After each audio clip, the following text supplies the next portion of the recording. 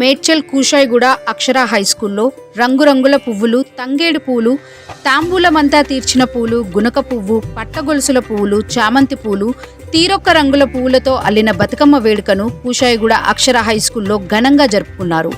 అక్షర high school principal Bowrampet Archana Reddy ఆధ్వర్యంలో ఘనంగా బతుకమ్మ వేడుకలు కూషాయిగూడ ద్వారకాపురి కాలనీలో అంగరంగ వైభవంగా జరుపుకున్నారు. కోలాటాలు, బతుకమ్మ పాటలు, భజన కీర్తనలు, మహిళలు ఎంతో ఆసక్తిగా పాల్గొని బతుకమ్మను ఆడుకున్నారు.